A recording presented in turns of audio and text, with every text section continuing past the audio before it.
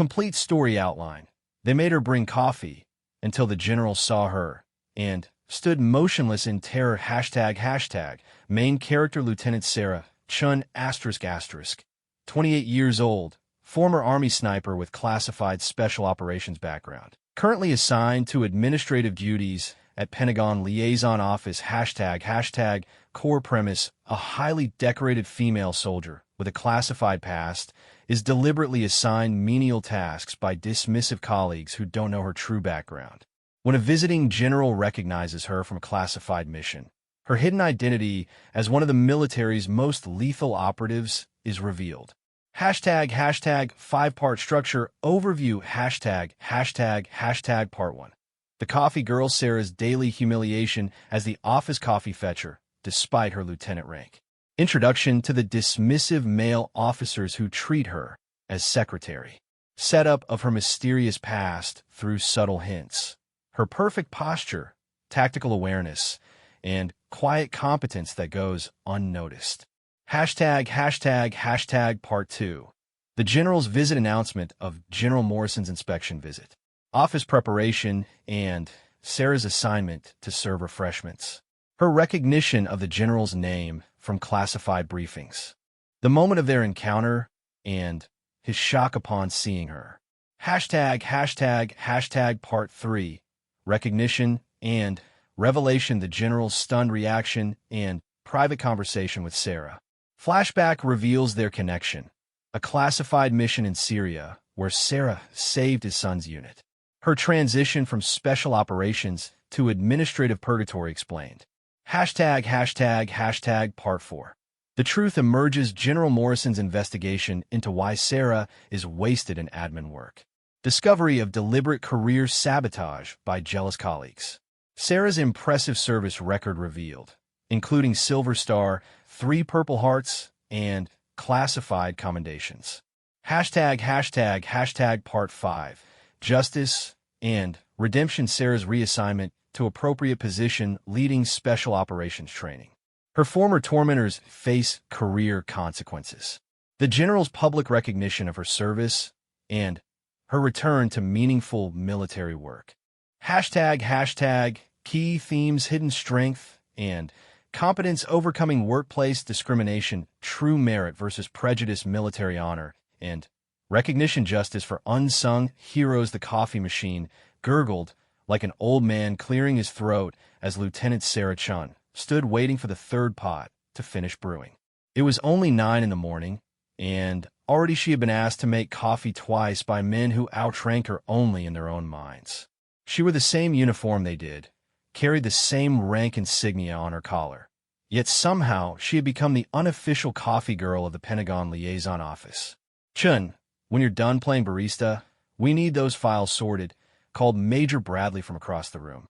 He didn't look up from his computer screen, didn't acknowledge that she was an officer, didn't seem to care that his tone would have gotten him written up if he spoke that way to any other lieutenant in the building. Sarah said nothing. She had learned months ago that responding only made things worse.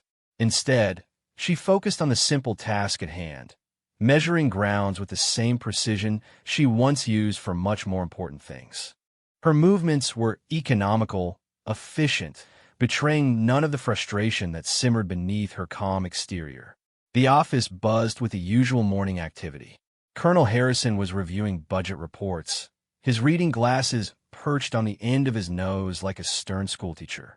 Captain Rodriguez sorted through intelligence briefings that Sarah could have analyzed in her sleep if anyone had bothered to ask her opinion. Lieutenant Commander Walsh talked loudly into his phone about weekend golf plans, his voice carrying across the room with the confidence of someone who had never doubted his place in the world. They all treated her like furniture. Useful furniture that could fetch coffee, answer phones, and organize files, but furniture nonetheless. None of them knew that before this assignment, she had spent 3 years in places that didn't exist on any official map, doing things that would never appear in any official report. The coffee finished brewing with a final wet sigh. Sarah poured 4 cups, added cream and sugar according to each man's preferences, which she had memorized not through choice, but through necessity. Major Bradley liked his coffee black and strong enough to strip paint. Colonel Harrison preferred 2 sugars and a splash of cream. Captain Rodriguez wanted his coffee so light it looked like chocolate milk. Lieutenant Commander Walsh changed his order every day, as if keeping her guessing was some kind of game. She arranged the cups on a tray with military precision, each handle pointing in the same direction, each saucer aligned perfectly. Old habits died hard, and even in this place where her skills were wasted, she maintained standards that had once meant the difference between life and death. "Coffee's ready," she announced quietly, setting the tray on the central table where they could retrieve their cups. None of them thanked her. None of them even looked in her direction. They simply took what they wanted and returned to their work, as if the coffee had materialized through magic. Sarah returned to her desk, a small workspace tucked in the corner near the supply closet.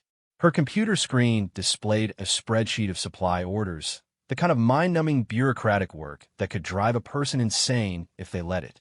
She had gone from making split-second decisions that affected national security to counting paper clips and ordering printer toner. The phone on her desk rang, and she answered with practiced professionalism. "Pentagon Liaison Office, Lieutenant Chin speaking. Is this the office that handles interagency coordination?" The voice belonged to a woman who sounded harried and overworked. "Yes, ma'am. How can I assist you? I need someone to review these classified briefings for the Joint Task Force meeting next week. The usual analyst is out sick, and we're in a bind." Sarah's pulse quickened slightly. "Real work. Meaningful work. I can handle that, ma'am. If you could forward the materials to my secure terminal." "Hold on." There was a pause, followed by muffled conversation in the background. "Actually, never mind. Colonel Harrison will take care of it. Sorry to bother you." The line went dead. Sarah stared at the phone for a moment, then gently replaced it in its cradle. Across the room, she could see Colonel Harrison's secretary speaking quietly to him, presumably relaying the request. He nodded and returned to his work, never once considering that the person who had answered the phone might be qualified to handle the assignment. It wasn't the first time this had happened. It wouldn't be the last. In their eyes, she was support staff, a glorified secretary who happened to wear officers' bars. The fact that she had graduated from West Point, served with distinction in multiple combat zones, and possessed security clearances that most of them would never achieve was irrelevant. She was a woman in a boys' club, and they had decided her place for her. Sarah opened her desk drawer and glanced at the small photograph tucked inside. It showed her with her unit in Afghanistan, all of them covered in dust and grinning despite the exhaustion in their eyes. They had just completed a mission that saved the lives of an entire village, though the details would remain classified forever. In that picture, she were the face of someone who mattered, someone whose skills and judgment were valued. She closed the drawer and returned to her spreadsheet. Around her, the office hummed with the sound of important people doing important work. Phone calls about budget allocations, meetings about strategic planning, discussions about personnel assignments that could shape careers. None of it included her. The morning dragged on with painful slowness. Sarah answered phones, updated databases, and organized files that probably didn't need organizing. She watched the clock tick toward lunch hour, marking time like a prisoner counting down a sentence. At 11:30, Major Bradley approached her desk with a stack of papers. "I need these copied and distributed to the department heads before the meeting this afternoon," he said, dropping the documents in front of her without ceremony. "Make sure they're collated properly." The last batch was a mess. Sarah bit back the response that rose in her throat. The last batch had been perfect, organized with the same attention to detail she brought to everything else. But pointing that out would only invite more criticism, more reminders of her supposed incompetence. "Yes, sir," she said instead, gathering the papers. "When do you need them?" 20 minutes ago would be nice," Bradley replied with a smirk that didn't quite reach his eyes. "But I suppose an hour will have to do." He walked away without waiting for acknowledgement, already forgetting about her existence. Sarah looked at the stack of documents, easily 200 pages of dense technical reports that needed copying, sorting, and distribution to 12 different offices across 3 floors. An hour was barely enough time if everything went perfectly, which it never did in a building where the copy machines broke down as often as they worked. She gathered the papers and headed for the copy center, her footsteps echoing in the marble corridors of the Pentagon. The building thrummed with purpose and power, housing the people who made decisions that shaped the world. She passed officers whose career she had helped save, analysts whose intelligence she had verified in the field, planners whose strategies she had helped implement in places where failure meant death. None of them recognized her. In her current role, she was invisible, a background figure whose contributions went unnoticed and unappreciated. But Sarah had learned patience in harder schools than this. She had learned to wait, to endure, to maintain her standards even when no one else seemed to care about standards at all. The copy machine hummed to life as she fed the first batch of pages into its hungry maw. Through the window, she could see the Potomac River flowing past, carrying its burden toward the Chesapeake Bay. Soon, very soon, something would change. She could feel it in the way the light fell across the water, in the subtle shift of seasons, in the quiet certainty that had kept her alive in darker places than this. Until then, she would do her job. She would make coffee and copy papers and answer phones, maintaining her dignity and her skills for the moment when they would matter again. Because that moment would come, as surely as the river flowed toward the sea. She just didn't know it would come as soon as tomorrow. The announcement came at 7:45 on a Tuesday morning, delivered with the kind of barely controlled panic that swept through military offices when important people decided to make surprise visits. Colonel Harrison stood at the front of the room, his usually perfect hair slightly disheveled, his tie not quite straight. "General Morrison will be conducting an inspection tomorrow at 1400 hours, he announced, his voice carrying the weight of impending doom. "This is not a drill, people. The general specifically requested to review our interagency coordination protocols and personnel assignments." Sarah looked up from her morning coffee distribution, watching as the color drained from Major Bradley's face. General Morrison was a legend in special operations circles, a man who had earned his stars through combat leadership rather than political maneuvering. His inspections were famous for their thoroughness and their consequences. "I want every file organized, every desk spotless, and every report updated," Harrison continued. "Chun, you'll handle refreshments and logistic support during the visit. Make sure we have proper coffee service and meeting materials ready." Of course, while the men prepared to showcase their important work, she would be relegated to serving coffee to the general staff. Sarah nodded quietly, already mentally organizing the tasks she would need to complete.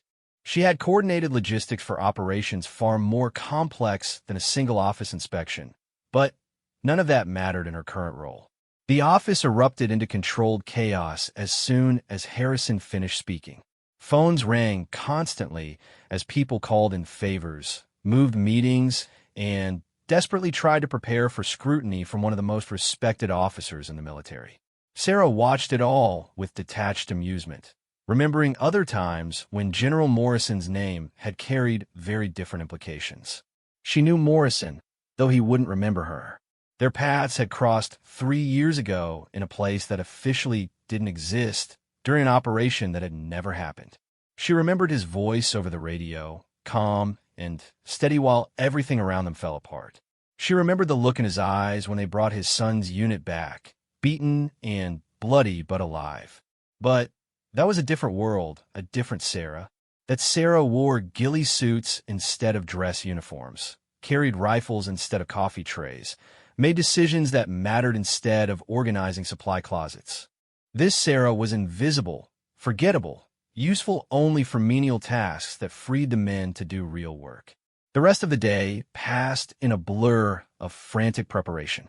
Sarah coordinated with the building services to ensure the conference room was properly set up, ordered catering for the general's entourage, and prepared briefing packets that she knew none of the men had bothered to read thoroughly.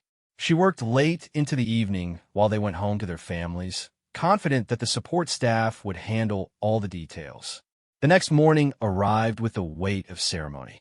Sarah dressed with extra care, ensuring her uniform was perfect in every detail. Her ribbons were aligned with military precision, her shoes polished to mirror brightness, her hair pulled back in a regulation bun that revealed the small scar behind her left ear. A souvenir from Kandahar that she never talked about. She arrived early to set up the conference room, arranging chairs in precise rows, testing the projection equipment, and preparing the coffee station with the kind of attention to detail that had once made the difference between mission success and catastrophic failure. Everything had to be perfect, not because Harrison deserved it, but because General Morrison did. At 13:30 hours, the advance team arrived. 3 staff officers in crisp uniforms swept through the office like a professional cleaning crew, checking sight lines, confirming schedules, and making subtle adjustments to the room layout. Sarah stood quietly to one side, invisible in her role as support personnel, watching them work with the efficiency she remembered from her old life. General Morrison arrived precisely at 1400 hours, flanked by 2 aides and followed by a small entourage of officers who looked like they could run through walls if asked. Sarah felt her breath catch slightly as she saw him in person for the first time since Syria. He was older now, his hair more gray than black, but his presence still filled a room like compressed energy waiting for release. "General Morrison, welcome to our office," Colonel Harrison said, stepping forward with his most diplomatic smile. "We're honored by your visit and ready to brief you on our operations." Morrison nodded politely, his sharp eyes already scanning the room, cataloging details that others might miss. His gaze swept across the assembled officers, paused briefly on the organizational charts mounted on the walls, and then stopped dead when it reached Sarah standing beside the coffee station. For a moment that stretched like eternity, the general simply stared. His face showed no emotion, but Sarah could see the recognition in his eyes, followed quickly by something that might have been shock. She maintained her professional composure, offering a slight nod of acknowledgement while continuing to prepare the coffee service. Morrison's aide leaned close to whisper something, but the general raised a hand slightly, never taking his eyes off Sarah. The room fell silent except for the quiet hum of the air conditioning and the distant sounds of Pentagon corridor traffic. "Colonel Harrison," Morrison said finally, his voice carefully neutral, "I'd like to begin with a review of your personnel assignments." "Of course, sir. If you'd like to take a seat, we can go through our organizational structure and current projects." "Actually," Morrison said, still watching Sarah, "I'd prefer to start with individual interviews. Beginning with—" He paused, consulting a notebook that Sarah was certain contained no information about her current assignment. "Lieutenant Shun." The silence in the room became absolute. Sarah felt every eye turn toward her, confusion and surprise radiating from her colleagues like heat from a fire. Harrison's face showed pure bewilderment, while Bradley looked like someone had just spoken to him in a foreign language. "Sir," Harrison's voice cracked slightly. "Lieutenant Shin handles our administrative support. Perhaps you meant to start with Major Bradley or Captain Rodriguez." "No," Morrison said firmly. "I meant Lieutenant Shun." He turned to face Sarah directly. "Lieutenant, would you join me in the small conference room? I believe we have some things to discuss." Sarah set down the coffee pot she had been holding and walked across the room with steady steps. She could feel the stares burning into her back, could practically hear the questions forming in her colleagues' minds. What could a general possibly want with the coffee girl? As she passed Morrison, he gestured for her to precede him into the adjacent conference room.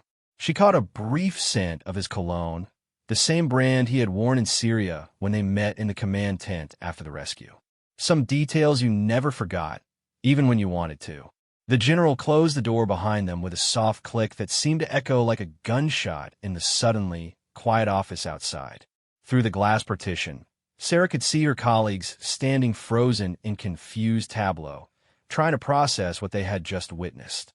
Morrison walked to the window, looking out at the Pentagon courtyard with his hands clasped behind his back. When he spoke, his voice was so quiet she had to strain to hear it. "Desert Storm, Lieutenant. Call sign Phoenix. February 2019. He turned to face her, his expression unreadable. You pulled my son's unit out of an ambush that should have killed them all. 12 men came home because of you. Sarah maintained her military bearing, but she felt something shift inside her chest. Someone remembered. Someone knew what she had done. What she had been capable of before this place tried to convince her she was nothing but a glorified secretary. I was part of the team, sir. We all did our jobs. Morrison's mouth twitched in what might have been the beginning of a smile. Your modesty is noted, Lieutenant. But I've read the after-action reports. I know who carried whom to safety under enemy fire. I know who made the shots that broke their defensive line. I know who refused evacuation until every man in that unit was accounted for. He moved closer, his voice dropping even lower. What I don't know is why one of our most decorated special operations veterans is serving coffee to men who couldn't carry your ammunition. The question hung in the air between them like suspended lightning. Outside, Sarah could see her colleagues still watching through the glass, their faces pressed close like children peering into a candy store. They had no idea their world was about to change forever.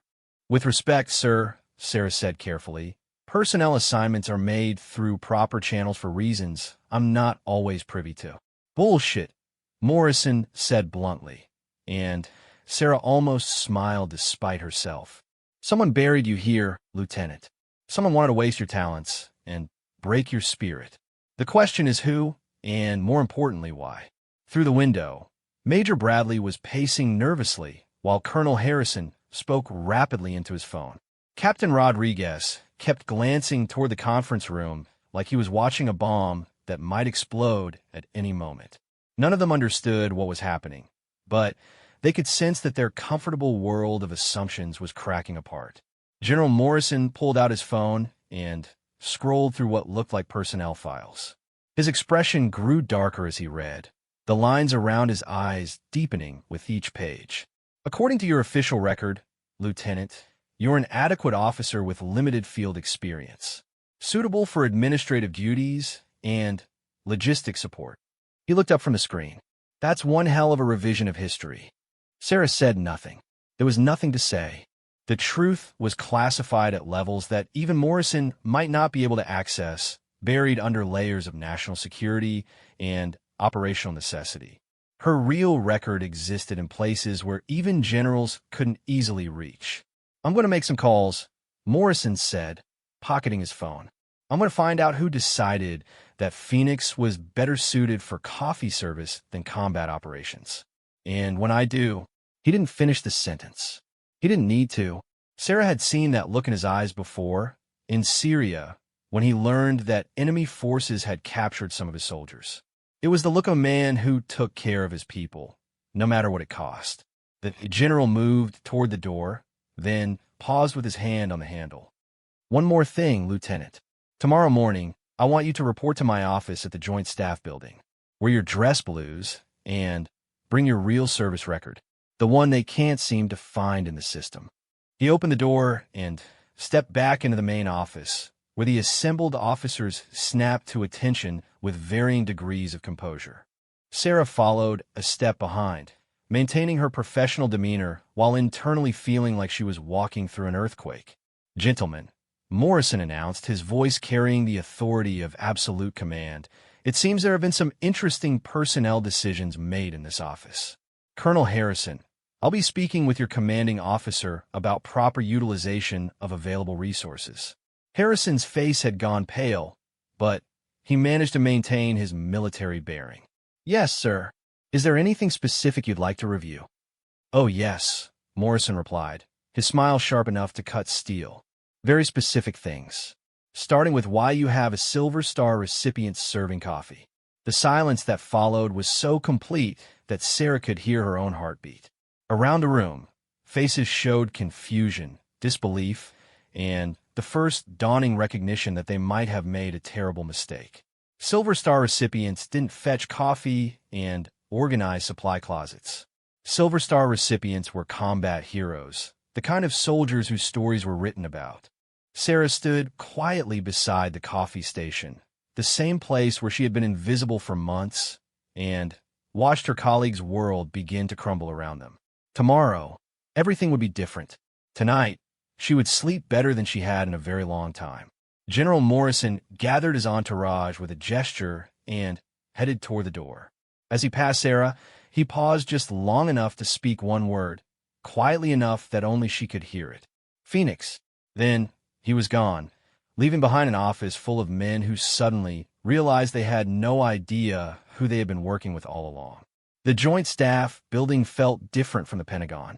Where her current workplace buzzed with bureaucratic energy, this building hummed with the quiet intensity of actual decision-making.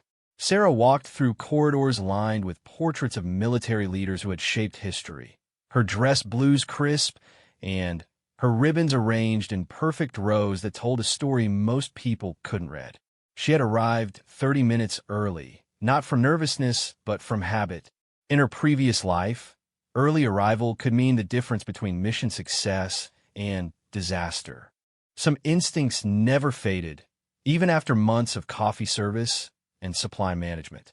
General Morrison's aide, a sharp-eyed captain with the bearing of someone who had seen real action, escorted her through security checkpoints that required clearances she hadn't used in over a year. Sarah's credentials still worked, still opened doors that remained closed to most of the Pentagon staff. That fact alone told her that someone very senior had been protecting her access, even while burying her career. "The general will see you now, Lieutenant," the captain said, gesturing toward a heavy wooden door marked only with Morrison's name and rank. "He's asked not to be disturbed." Sarah knocked twice and entered when she heard his voice. The office was larger than she had expected, with windows overlooking the Potomac and walls lined with military memorabilia from a career spanning 3 decades. Morrison sat behind a desk covered with classified folders, his reading glasses perched on his nose as he studied documents that made Sarah's pulse quicken just from seeing the classification markings. "Lieutenant Shun, please sit." Morrison gestured toward a leather chair across from his desk. "Coffee?" Sarah almost smiled. "I think I've made enough coffee for one career, sir." Morrison did smile at that, setting aside his papers to focus entirely on her. "I've been up most of the night reading, Lieutenant. Very interesting reading, though much of it required calls to people who don't usually take calls from generals. Your file makes for fascinating study, especially the parts that officially don't exist." He pulled out a thick manila folder and opened it carefully. Sarah recognized the cover sheet immediately. Her Rayall service record, the one that contained missions that would never be discussed in congressional hearings or written about in military histories. The one that explained why she had scars that didn't match her official deployment records, and why she sometimes woke up speaking languages that weren't supposed to exist in her background. Operation Desert Storm, February 2019, Morrison began, reading from the file. "Lieutenant Sarah Chun, call sign Phoenix, attached to Joint Special Operations Command. Primary specialty, precision marksmanship and tactical reconnaissance. Mission, locate and extract captured personnel behind enemy lines." Sarah listened as he recounted details that she had tried not to think about for months. The mission had started as a simple reconnaissance task: locate a downed helicopter crew and call in extraction coordinates. It had turned into something much more complicated when they discovered that the crew had been captured along with a unit of Rangers who had been missing for 3 days. According to this report, Morrison continued, "You spent 18 hours in enemy territory, neutralized 17 hostile combatants, and personally carried 2 wounded soldiers to the extraction point while under continuous fire. The mission commander recommended you for the Silver Star, which you received in a closed ceremony that doesn't officially exist." "I did my job, sir." "Your job," Morrison said, closing the folder with careful precision, "was reconnaissance. Everything else was you choosing to risk your life for soldiers you had never met, in a situation where retreat was not only acceptable, but recommended by tactical doctrine." He stood and moved to the window, looking out at the river where early morning joggers were beginning their daily routines. "My son David was one of those Rangers, Lieutenant." Sergeant David Morrison, 24 years old, first deployment, scared out his mind, but too proud to admit it. Sarah felt something twist in her chest. She remembered Sergeant Morrison, young, frightened, but brave enough to help carry his wounded squad leader even though he had taken shrapnel in his leg. She remembered his voice calling out coordinates while she provided covering fire, remembered the relief in his eyes when the extraction helicopter finally appeared over the ridge. "He's alive because of you," Morrison said quietly. "He's finishing his degree at Georgetown now, planning to follow his old man into the service. He doesn't know the details of how he got out of that hell, but I do. I read every after-action report, debriefed every survivor, and personally recommended you for promotion." Morrison turned back to face her, his expression showing the controlled emotion of a father who had almost lost his child. "So when I walked into that Pentagon office yesterday and saw you serving coffee to men who couldn't find their way out of a paper bag, I'll admit I was more than a little confused." Sarah maintained her military bearing, but inside she felt the wall she had built around that time beginning to crack. The mission had cost her more than the official reports indicated. The physical wounds had healed, but watching good soldiers die while she made impossible shots with enemies closing from 3 sides had left marks that didn't show on medical examinations. "After the mission, I requested reassignment to administrative duties, sir." Morrison raised an eyebrow. "According to your file, you requested reassignment to training and development with the Special Operations Command. Someone changed that request to administrative support without your knowledge or consent." The statement hit Sarah like a physical blow.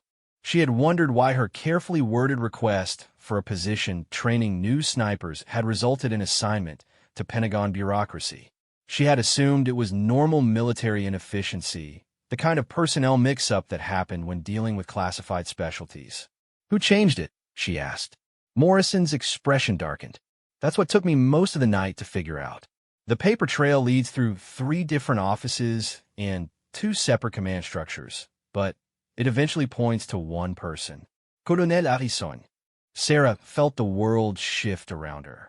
Harrison had been in charge of her assignment from the beginning, had personally briefed her on her new duties, had seemed genuinely sympathetic about the bureaucratic nature of her work. All while knowing exactly who she was and what she was capable of. Why would he do that? Morrison sat back down, pulling out another folder that was significantly thinner than her service record. Colonel Harrison's son was also deployed to the same region in 2019. Lieutenant Marcus Harrison, assigned to a different unit that was tasked with the same general mission parameters as your operation. Sarah waited, sensing where this was leading.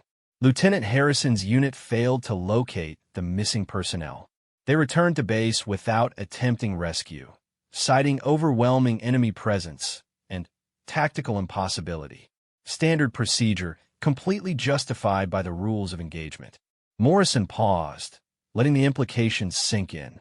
3 hours later, you walked into that same territory and brought everyone home. The contrast between the 2 missions was noted in several command assessments. Lieutenant Harrison received a standard commendation for following orders. You received the Silver Star for going above and beyond them. The picture became clear with sickening clarity. Harrison had buried her career not from malice, but from shame.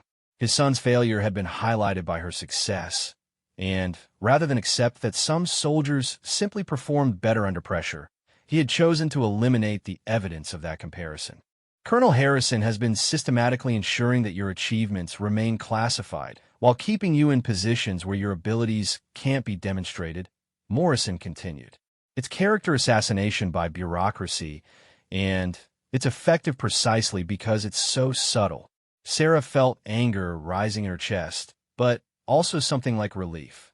For months, she had wondered if she was losing her edge, if the soft assignments reflected some flaw in her performance that she couldn't identify. Learning that her career had been deliberately sabotaged was infuriating, but also liberating. "What happens now, sir?" Morrison's smile was sharp and thoroughly military. "Now, Lieutenant, justice happens. Colonel Harrison will be transferred to a position where his administrative skills can be properly utilized, somewhere far from personnel decisions affecting special operations veterans." He opened his desk drawer and withdrew a single sheet of paper with official letterhead. "You, meanwhile, will be reporting to the Special Operations Training Command at Fort Bragg. They need someone with your experience to develop advanced marksmanship curricula for Special Forces candidates. Sarah looked at the transfer orders, hardly believing what she was reading. Fort Bragg meant real work. Meaningful work, the kind of assignment that had been stolen from her through deliberate manipulation. It meant working with soldiers who would respect her abilities rather than dismiss them. There is one condition, Morrison added, his voice taking on the tone of a commander issuing orders. This conversation never happened. Colonel Harrison's transfer will be processed through normal channels with appropriate justification. Your reassignment will appear to be routine personnel rotation. No investigations, no formal complaints, no public recognition of what was done to you. Sarah understood. Military justice often worked in shadows, invisible corrections that restored balance without creating embarrassing publicity. Harrison would be punished through career limitation, while her talents would be restored to proper use. It wasn't perfect justice, but it was effective justice. Understood, sir. Morrison stood, extending his hand. It's been an honor, Lieutenant. Phoenix was one of the finest operations I've ever had the privilege to review. The men you saved that day have gone on to serve with distinction because you gave them the chance to come home. Sarah shook his hand, feeling the grip of someone who understood the weight of command decisions. Thank you, sir, for everything. Don't thank me yet, Morrison said with a slight grin. Wait until you see what they have planned for you at Bragg. Training Special Forces candidates is not exactly a relaxing assignment. As Sarah walked back through the corridors of the Joint Staff Building, her transfer orders safely tucked in her uniform pocket, she felt lighter than she had in months. The portraits on the walls seemed different now, less like judgment and more like welcome. She was rejoining the ranks of soldiers who mattered, whose skills were valued, whose contributions would be measured by results rather than gender. Behind her, in an office overlooking the Potomac, General Morrison was already making phone calls that would quietly reshape several careers. Justice in the military was rarely dramatic, but when it came, it was thorough and final. Sarah Chun was going home to the work she was born to do. And in a Pentagon office across the river, several men were about to discover what it meant to underestimate a soldier who had earned her place through blood and skill rather than assumption and prejudice. Sarah returned to the Pentagon office the next morning, knowing it would be one of her last days there, but determined to maintain her professionalism until the end. She arrived early as always, started the coffee as always, and prepared for another day of invisible service while her colleagues remained oblivious to the storm that was about to break over their heads. The first sign that something had changed came when Major Bradley arrived an hour late, his usual swagger replaced by the uncertain gait of someone who had received uncomfortable phone calls. He glanced at Sarah with an expression she had never seen before, not dismissal or condescension, but something that might have been nervous curiosity. Colonel Harrison arrived shortly after, his uniform immaculate as always, but his face showing the strain of someone who had spent a sleepless night. He went directly to his office and closed the door, an unusual break from his normal routine of holding court in the main workspace. Through his window, Sarah could see him on the phone, his gesture sharp and defensive. Captain Rodriguez and Lieutenant Commander Walsh arrived together, speaking in hushed tones that ceased abruptly when they noticed Sarah at her desk. They had the look of people who had been discussing something they didn't want overheard, their normal casual confidence replaced by careful observation. By 9 o'clock, the office had taken on the atmosphere of a funeral parlor. Everyone was present, everyone was working, but the usual background chatter had been replaced by an oppressive silence broken only by the sound of keyboards and the occasional nervous clearing of throats. Sarah went about her morning routine, answering phones and organizing files while watching the growing tension with detached interest. She had seen similar dynamics in combat situations when soldiers realized that their assumptions about the tactical situation had been completely wrong. The same mixture of confusion, embarrassment, and defensive anger was playing out in civilian clothes. At 10:15, Colonel Harrison's phone rang with a distinctive tone that indicated a call from senior command. Sarah watched through his window as his face went through a progression of expressions: confusion, disbelief, anger, and, finally, resignation.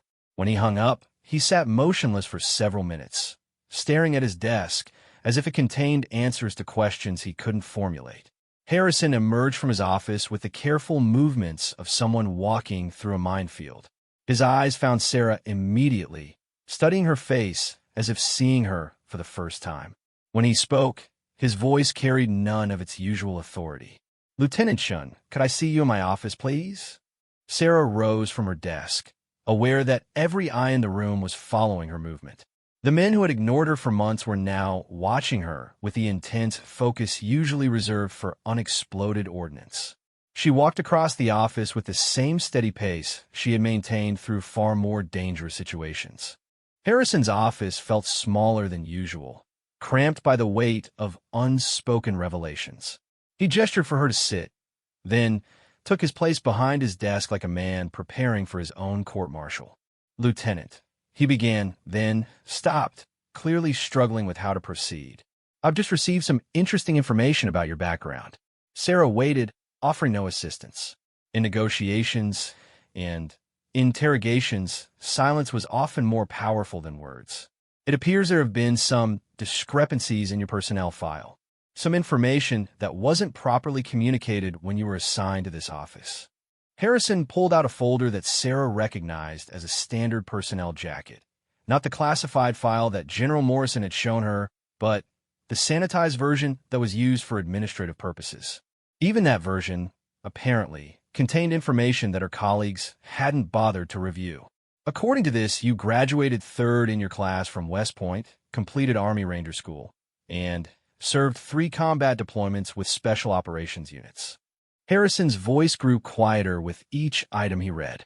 "You hold advanced certifications in multiple weapons systems, speak 4 languages, and have been awarded the Silver Star, 3 Purple Hearts, and a Combat Infantryman badge." He looked up from a file, his face showing the kind of pale shock usually associated with severe accidents. "Why wasn't this information available when you were assigned here?" Sarah could have explained about classification levels, about the way Special Operations personnel files were compartmentalized to protect operational security. She could have told him about the deliberate bureaucratic maneuvering that had buried her credentials. Instead, she chose a different approach. "It was available, sir. Standard personnel databases contain basic service information for all officers. The details were accessible to anyone with appropriate clearance and reason to look." The implication hung in the air like an accusation. Harrison had never bothered to look, had never considered that the woman he assigned to coffee duty might have qualifications that exceeded his own. None of them had looked, because they had made assumptions based on gender rather than merit. Harrison's phone rang again. This time, the conversation was shorter and more one-sided. Sarah could hear only Harrison's responses, but they painted a clear picture of a man receiving instructions he didn't want to follow. "Yes, sir. Understand. Yes, sir, immediately. Yes, sir, I'll handle the paperwork personally." When he hung up, Harrison seemed to have aged several years in the span of a 5-minute phone call. "Lieutenant Shun, I'm required to inform you that your assignment here is being terminated. You'll be transferring to Fort Bragg for duties more appropriate to your qualifications." Sarah nodded, as if this was routine news.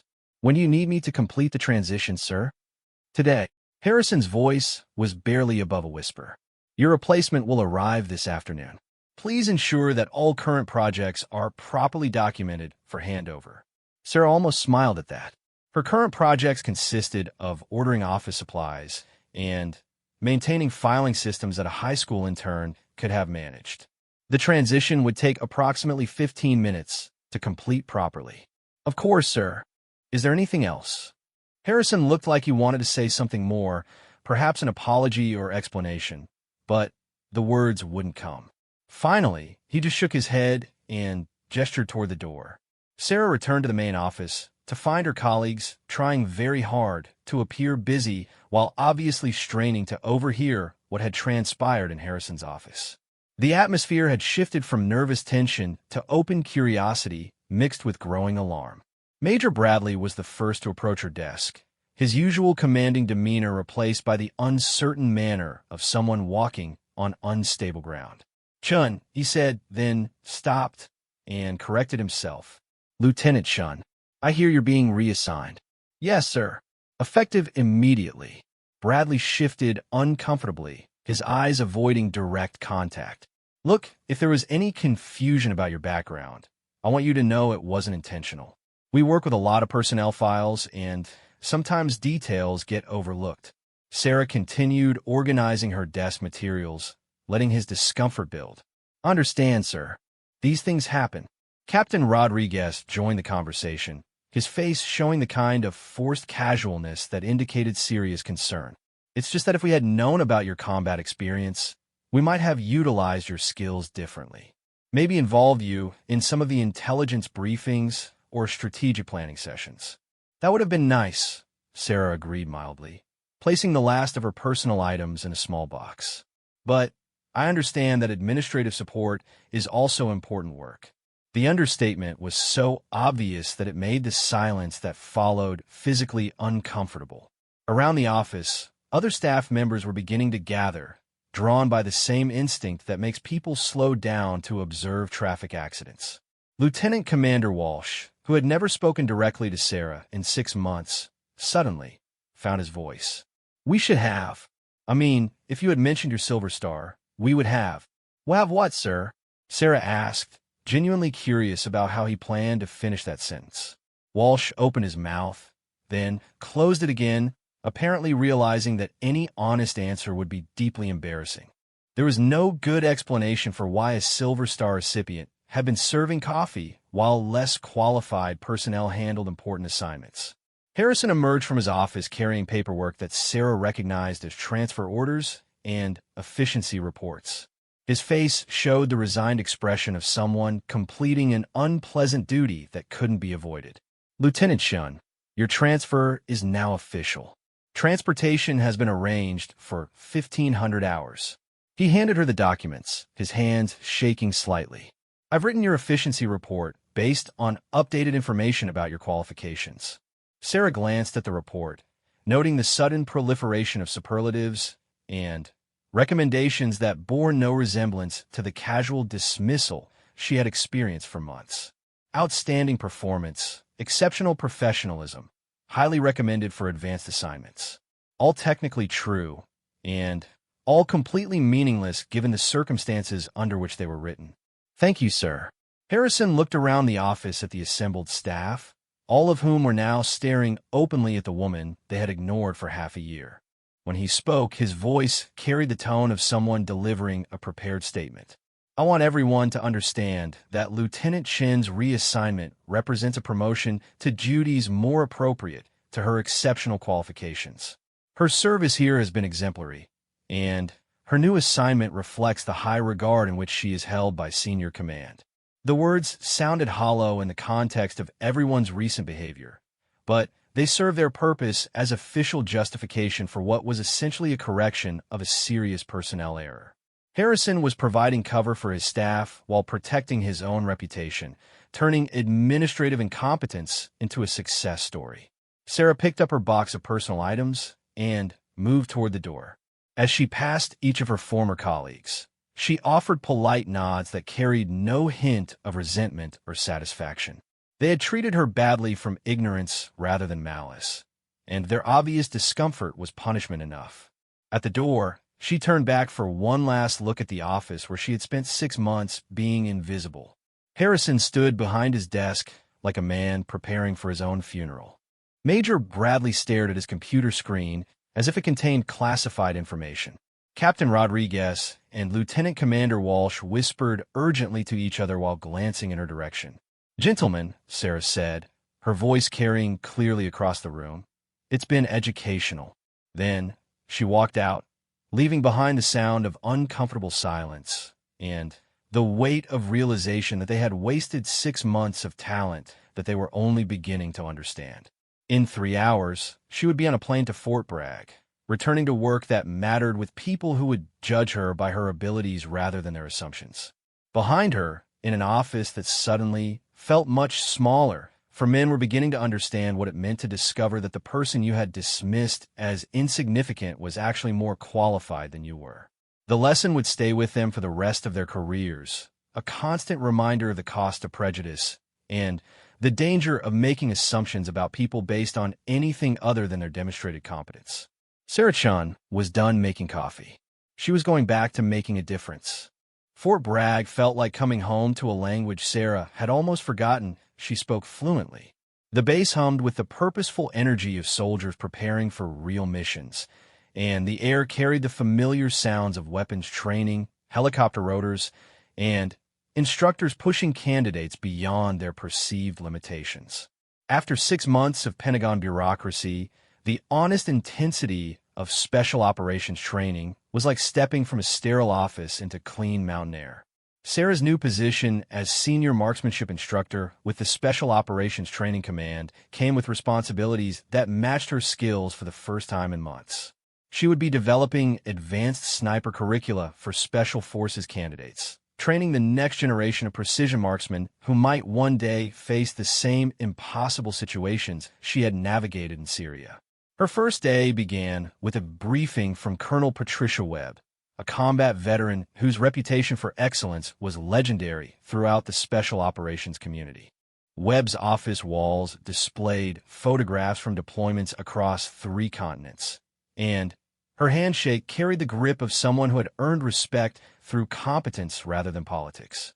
Lieutenant Chun, welcome to Bragg. I've read your file, the real one, and I have to say, we're fortunate to have someone with your experience joining our training cadre.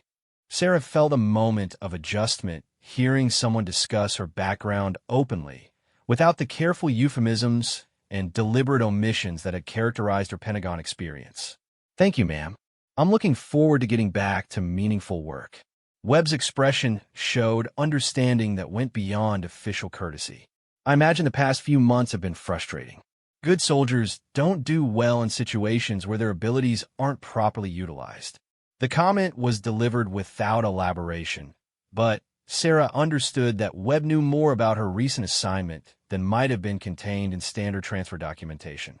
The special operations community was smaller than people realized, and information traveled through unofficial channels that bypassed normal bureaucratic filters.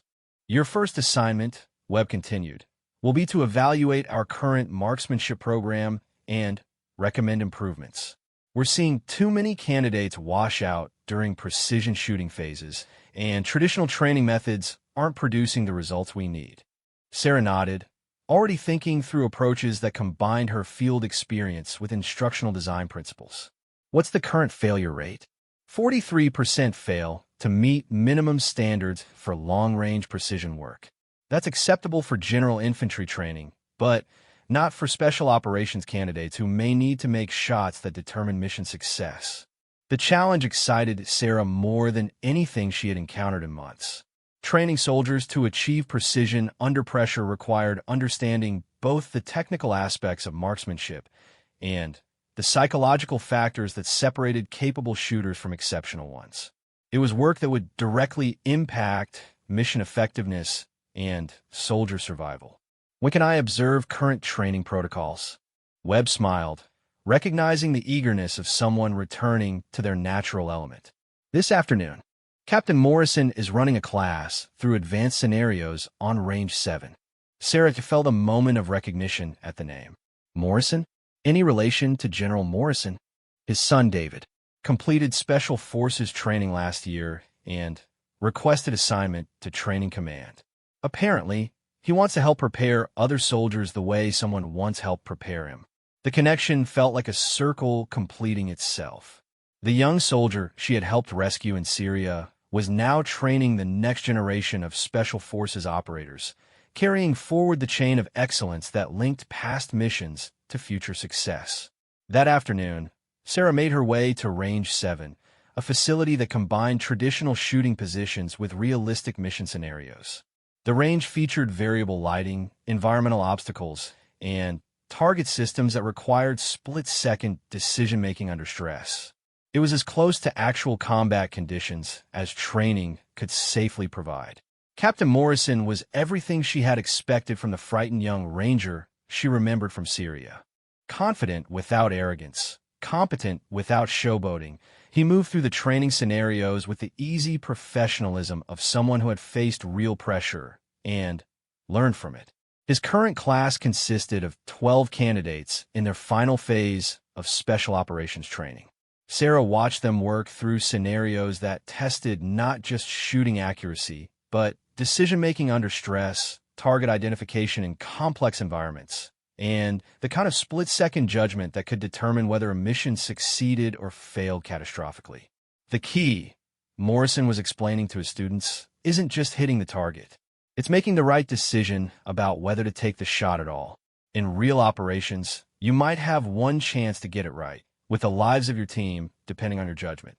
Sarah recognized the lesson from her own experience. Technical marksmanship was only half the equation.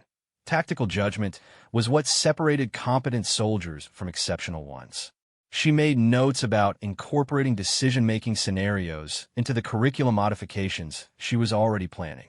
After the training session, Morrison approached her with the kind of respectful recognition that indicated he knew exactly who she was. "Lieutenant Shun, I am David Morvison. My father mentioned that you'd be joining our training staff."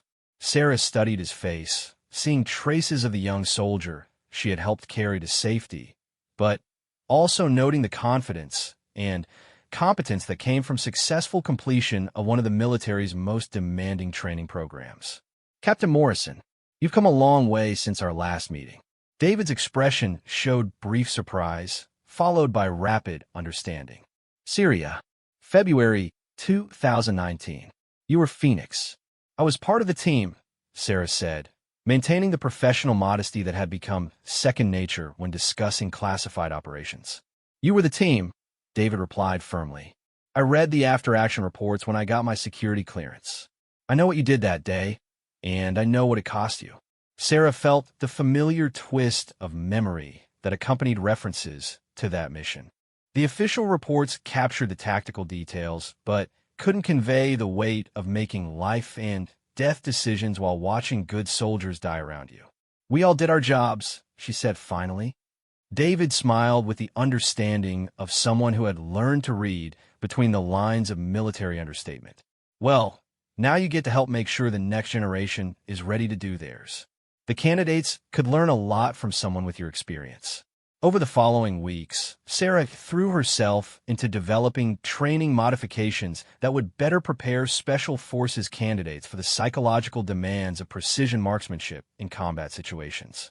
She incorporated stress inoculation techniques, decision-making scenarios under time pressure, and ethical judgment protocols that reflected real-world mission requirements. The results were dramatic. Candidates trained under her modified protocols showed marked improvement in both technical accuracy and tactical decision-making.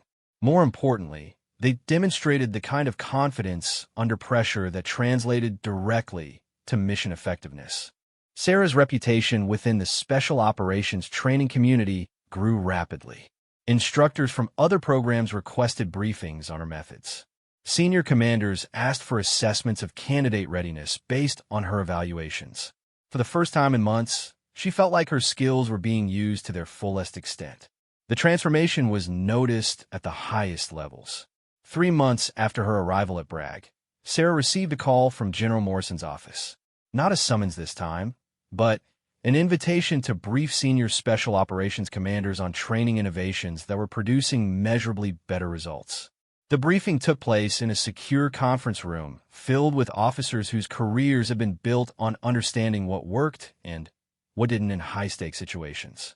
Sarah presented her findings with the confidence of someone whose recommendations were based on both theoretical knowledge and hard-won experience.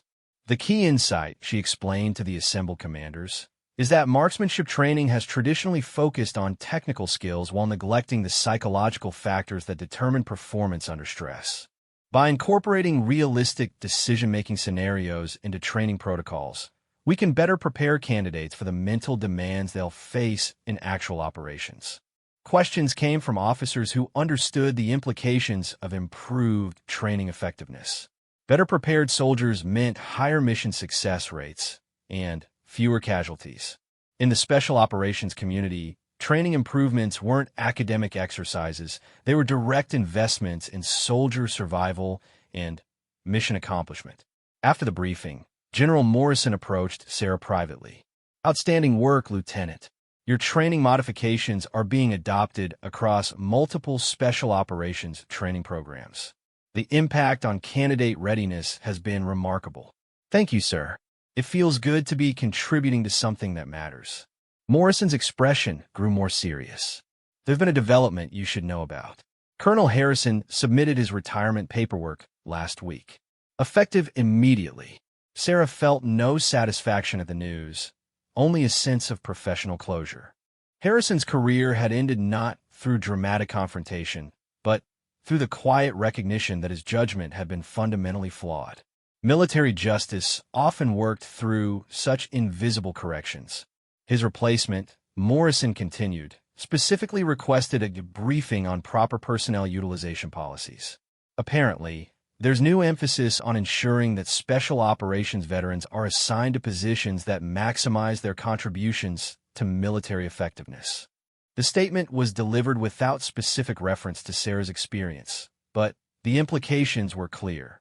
Her case had become an object lesson in the importance of looking beyond surface assumptions when making personnel decisions. 6 months later, Sarah received notification of her promotion to captain, along with assignment as Deputy Director of Advanced Training Protocols for the Special Operations Command. The position carried responsibility for developing training standards across multiple Special Forces units and represented the kind of career advancement that had been stolen from her through bureaucratic manipulation. Standing on the observation deck overlooking Range 7, watching new candidates work through scenarios she had designed, Sarah felt the satisfaction that came from work that mattered. These soldiers would deploy to dangerous places carrying skills she had helped develop. Some of them would face impossible situations where split-second decisions determined whether they and their teammates came home alive. In the distance, she could see Captain Morrison working with a new class of candidates, passing on lessons learned from his own experience and training received from instructors who understood what it meant to perform under pressure. The chain of knowledge and experience stretched backward through her own mentors and forward through the soldiers she was helping prepare for challenges that couldn't be fully anticipated. Sarah Chun was no longer invisible. Her skills were recognized, her judgment was valued, and her contributions would be measured by their impact on mission success rather than their conformity to others' assumptions. She had found her way back to work that mattered, surrounded by people who understood that competence was colorblind and that excellence came from dedication rather than demographic categories.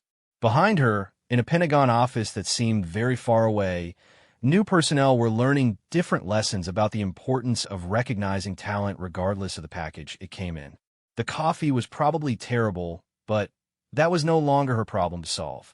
Sarah had work to do, soldiers to train, and missions to enable. She was exactly where she belonged, doing exactly what she had been trained to do, with people who valued her for exactly the right reasons. The circle was complete, and the work continued.